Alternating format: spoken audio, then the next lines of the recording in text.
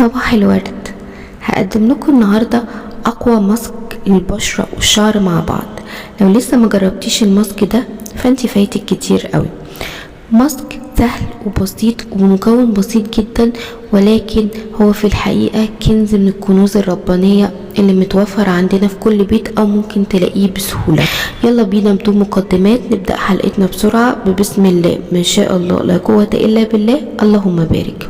الكنز اللي هتكلم عليه النهارده هو جل الصبار او الالوفيرا جل. هو عبارة عن كده صيدلية متكاملة عندك في البيت، بيعالج حاجات كتير قوي، بس خليني ابدأ بالبشرة والشعر علشان دول اللي خاصين بالماسك بتاع النهاردة.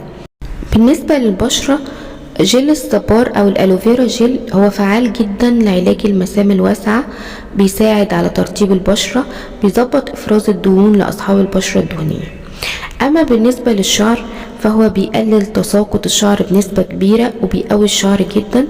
كمان هو فعال في حالات الصلع الوراثي، ولكن للأمانة هو مش بيعالج الصلع الوراثي، ولكن هو يعتبر عامل مساعد قوي في العلاج.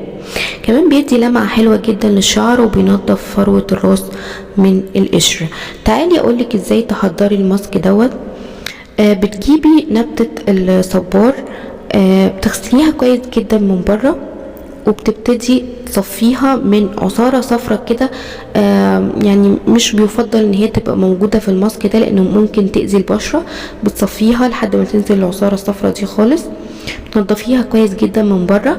بتبتدي تجيبي المقص بتاعنا زي ما انتم شايفين، اشيل الاشواك اللي على الاجناب، وببتدي اقطع الصبارة من النص، واحاول ان انا اشيل منها العصارة بتاعتها وافضيها في الطبق بتاعي دوت. طبعا لو كانت نبتة الصبار اللي عندي اكبر من كده، شايفين العصارة ده هو جل الصبار اللي احنا المفروض نطلعه.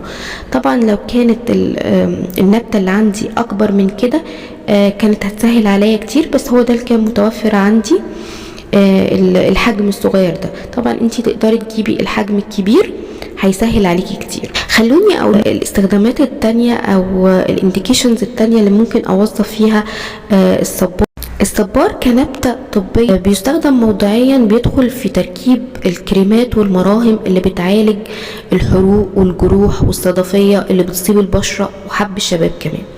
ازاي الكلام ده؟ الابحاث اللي اتعملت على الصبار قالت انه فعال جدا في علاج الحروق والجروح عن طريق وضع بشكل مباشر جل الصبار على الحروق او الجروح، فده بيقلل لي من فترة التئام الجروح والحروق من الدرجة الأولى والتانية. وضع جل الصبار على حب الشباب بالإضافة طبعا للأدوية الموضعية التانية بيقلل من ظهور حب الشباب أكتر من إن استخدم الأدوية الموضعية لوحدها. جل الصبار بيقلل لي الإحمرار والقشور والحكة والالتهاب اللي بيسببها مرض الصدفية الخفيفة إلى المتوسطة. كمان وضع كريمات تحتوي على جل الصبار بيساعد على الشفاء من فيروس هربس البسيط. بصفة عامة جل الصبار آمن جدا على الجلد والشعر، بس لو استخدمناه بطريقة صحيحة. ولكن لاحظت ان في انديكيشن تاني عن طريق ان احنا بنستخدم جل الصبار استخدام فموي لعلاج الامساك. طبعا ده مش آمن لانه ممكن يسبب لي تشنجات للبطن وضيارية، وخصوصا لو استخدمت لاتكس الصبار دوت يكون في صورة غير معالجة، ممكن يسبب لا قدر الله كانسر.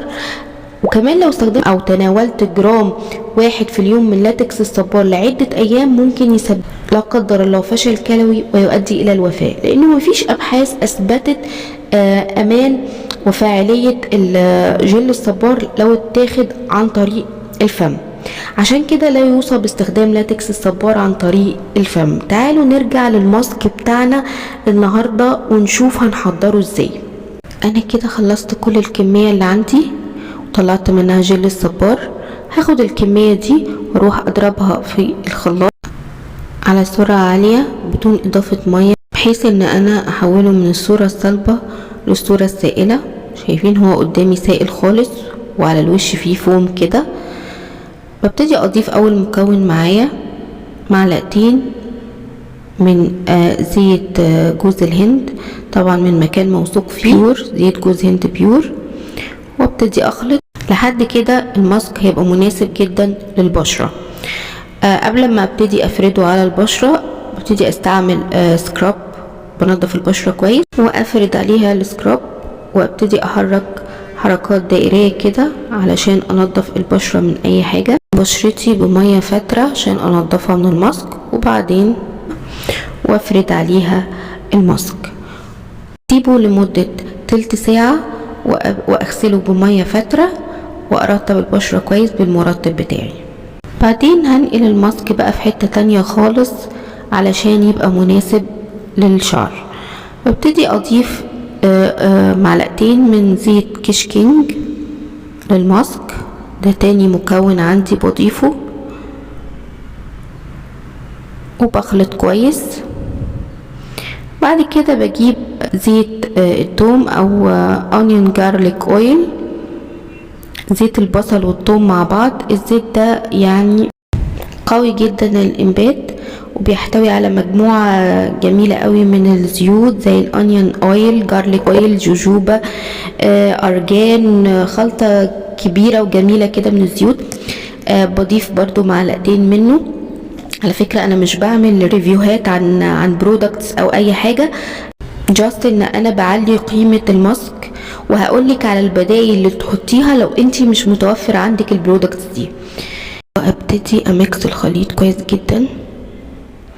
بعد كده بضيف معلقتين من جروور اويل. جروور اويل انا كنت جايباه من يعني استيراد من الهند مش من مصر. ده زيت قوي جدا برضو للانبات. ببتدي اضيف معلقتين منه. زيت كده تحس ان هو عتيق وممتاز جدا. وده زيت الخردل، كنت عاملاه ميكس ما بينه وما بين زيت سيسا، لانه زيت الخردل مش بنستخدمه سك، لازم نميكسه مع زيت اخر. وده 7 اويلز علشان يبقى التركيبة ليها ريحة لطيفة.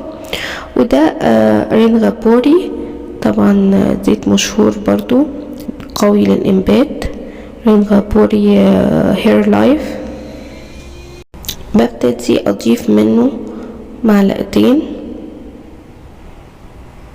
واميكس الخليط كويس جدا. طبعا انا هقولك برضو تاني انا مش بعمل ريفيوهات عن البرودكتس دي، انا بعمل لك ماسك. لو انت عايزه ريفيو عن كل برودكت لوحده اكتبي لي في الكومنتس وانا ارد عليكي. وهقولك في نهاية الفيديو على البدائل لو مش عندك مجموعة الزيوت دي، هقولك على البدائل اللي تشتريها وتحطيها بدل الزيوت الهندية.